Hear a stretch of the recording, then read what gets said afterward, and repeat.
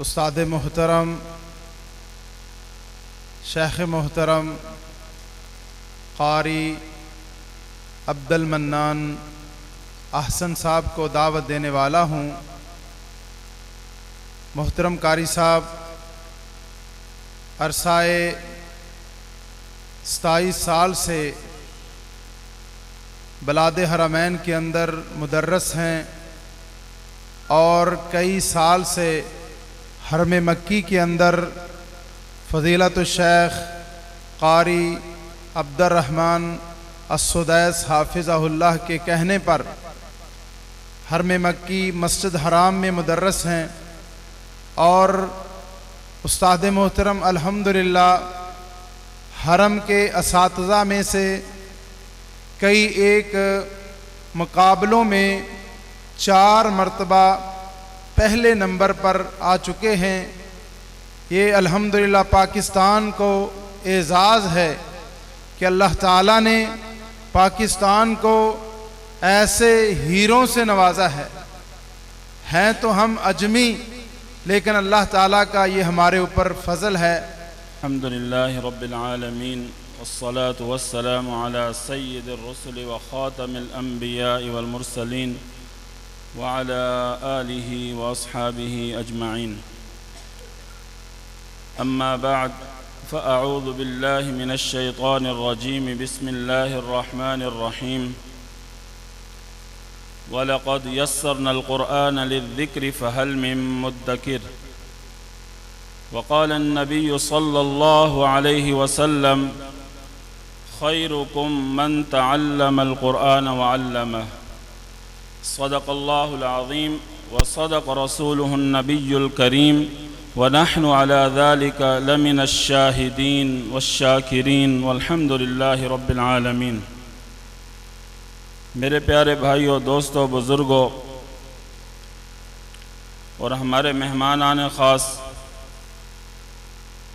الحمدللہ یہ جو کام آپ لوگ کر رہے ہیں خیر الناس کے نام سے، فاؤنڈیشن کے نام سے، میری دلی دعائیں ہیں کہ اللہ رب العزت آپ کو کامیاب کرے اور آپ کی یہ کاوش پورے عالم اسلام میں پہنچے۔ اسی کے ساتھ ساتھ آپ نے ہماری خدمات لی الحرمین free and fast Quran education کی، تو میں آپ کا مشکور ہوں کہ جہاں پہ آپ لوگوں کی صحت کا خیال کر رہے ہیں، وہیں پہ آپ نے ان کی تعلیم کا بھی خیال رکھا کہ آخر کیا وجہ ہے کہ ہمارے 90% مسلمان بہن بھائی قرآن کی تعلیم سے محروم ہیں۔ تو الحمدللہ جب خیر الناس کی ٹیم کعبۃ اللہ میں مجھے ملی تو انہوں نے جب میرے سامنے یہ حکم رکھا اور بتایا کہ ہمارے علاقوں میں بہت سارے لوگ ہیں جنہیں قرآن پڑھنا نہیں آتا، تو میں نے یہ نہیں دیکھا کہ کل کو میں حرم میں 23 سال سے رہ رہا ہوں، تو میں یقین کریں جب تک ہم 2-4 دن بعد کعبۃ اللہ نہ دیکھیں تو عجیب سا ماحول بن جاتا ہے۔ ہفتے 10 دن کے بعد جب تک مدینہ منورہ نہ جائیں بہت ہی ہمیں دکھ سا ہوتا ہے، لیکن جب انہوں نے اللہ پاک ان کی عمر دراز فرمائے، حسین بھائی کی، یاسر بھائی کی، ان کی کاوشیں، ان کی کوشش، ان کی فکر جب میں نے دیکھی تو ساتھ ہی ساتھ میں نے ان کو فوراً کہا کہ میں حاضر ہوں خدمت کے لیے۔ تو الحمدللہ بہت سارے دوست احباب ہیں جنہوں نے ہم سے کلاسیں لی ہیں مساجد میں، قصور میں، اور الحمدللہ آپ سب نے اس کی تائید بھی کی ہے۔ تو تھوڑا سا تعارف کرا کے پھر انشاءاللہ آپ سے اجازت چاہوں گا۔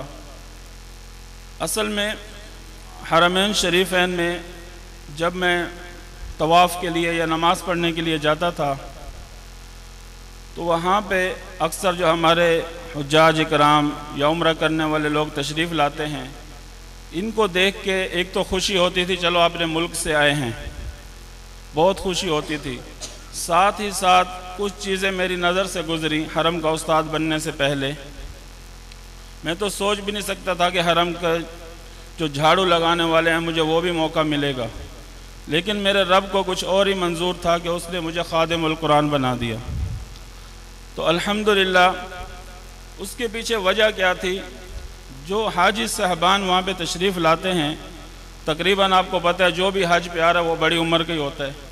آج کل الحمدللہ عمرے پہ آ رہے ہیں جوان، تو ان میں اکثر میں ان سے پوچھتا تھا کہ بھائی پوری دنیا سے آئے ہوئے لوگ قرآن مجید کی تعلیم، قرآن پڑھ رہے ہیں، تلاوت کر رہے ہیں، آپ کیوں نہیں پڑھتے؟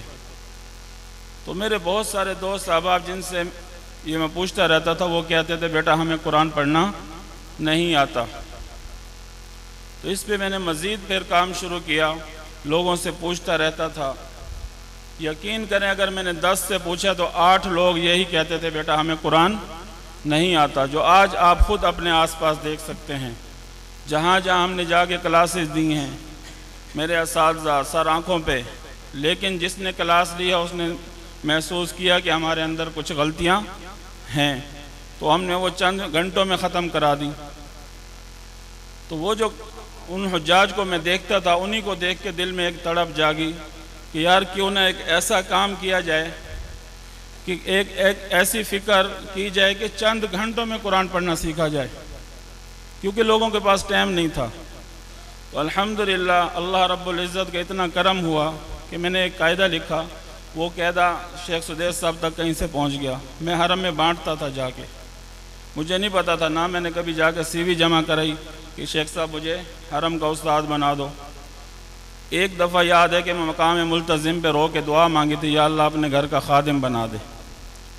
تو الحمدللہ وہ ایسا اللہ رب العزت نے قبول فرمایا کہ الحمدللہ آپ سب کے سامنے بہت سارے لوگوں نے قاعدہ دیکھا ہوگا، قاعدۃ الحرمین۔ ہم اس وقت اس مقام پہ پہنچ چکے ہیں کہ جو قاعدہ ہم 6 مہینوں میں پڑھتے تھے یا پڑھاتے تھے، ہم 10 گھنٹوں میں سامنے والوں کو قرآن پڑھنا سکھا سکتے ہیں اس کے ذریعے۔ میرے بہت سارے دوست یہاں بیٹھے ہیں جنہوں نے قاعدۃ الحرمین کی کلاسز لی ہیں، ذرا ہاتھ کھڑا کریں۔ الحمدللہ ان کے تاثرات بھی پھر آپ لیجئے گا بعد میں، جزاک اللہ۔ تو یہ قاعدۃ الحرمین ہر اس شخص کے لیے ہے جو قرآن پڑھتا ہے یا پڑھنا چاہتا ہے، جو بہت بڑا قاری ہے وہ بھی الحمدللہ اس سے مستفید ہو سکتا ہے۔ اسی طرح ہمارے جو مدارس کے بچے ہیں، جو مثلاً اب انہوں نے 5 سال میں پڑھ تو لیا، حافظ بھی بن گئے، قاری بھی بن گئے، لیکن جب وہ آگے جا کے قرآن پڑھائیں گے وہ کس طریقے سے پڑھائیں گے؟ جو کچھ انہوں نے سیکھا ہے، 6 مہینے میں قاعدہ پڑھنا سیکھا تو وہ کیا کریں گے؟ آگے جا کے 6 مہینے میں ہی سکھائیں گے۔ تو الحمدللہ ہماری کوشش یہ ہے کہ وہ جو بچہ وہاں سے حافظ بن کے مدرسے سے جا رہا ہے، کم سے کم 15 دن کا ہمارے پاس کورس کر لے، تو وہ 15 دن کا کورس اس کے لیے اتنا فائدہ مند ہوگا کہ وہ آگے جا کے 1 مہینے میں بچے کو قاعدہ ختم کرا سکتا ہے الحمدللہ۔ اسی طرح ہمارے اسکول ہیں، کالجز ہیں، ان میں بہت ضرورت ہے۔ ایک مرتبہ میں کراچی میں کلاس دے رہا تھا، تو میرے جو میزبان تھے مولانا صاحب، انہوں نے فرمایا کہ قاری صاحب یہ جو 70 لوگ بیٹھے ہیں ان میں تقریباً 70 PhD بیٹھے ہوئے ہیں، PhD کی ہوئی انہوں نے، اور وہ خود رو رہے تھے کہ ہم نے PhD تو کر لی لیکن ہمیں سورۃ اخلاص کا پتہ نہیں ہے، سورۃ اخلاص پڑھتے ہوئے گھبراتے ہیں، غنہ کرنا ہے یا نہیں کرنا، مد کہاں کرنی ہے، کس حرف کو موٹا پڑھنا ہے، کس کو باریک کرنا ہے۔ تو الحمدللہ قاعدۃ الحرمین ایک ایسا شاندار، یہ نہیں کہ میں نے لکھا اس لیے میں اس کی تعریف کر رہا ہوں، اللہ تعالیٰ کی تعریف کرنی چاہیے۔ یہ تو بس مجھ گناہگار سے اللہ رب العزت نے کام لینا تھا، کوئی ادا میرے رب کو پسند آ گئی۔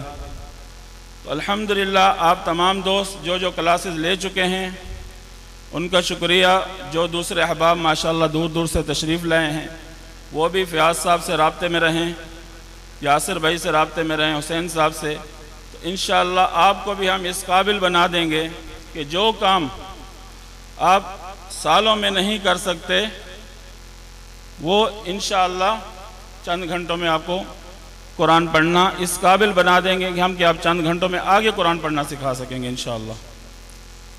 اللہ رب العزت سے دعا ہے کہ ہماری یہ کاوش، ہماری ٹیم کی یہ کاوش قبول و منظور فرمائے۔ وآخر دعوانا ان الحمد للہ رب العالمین۔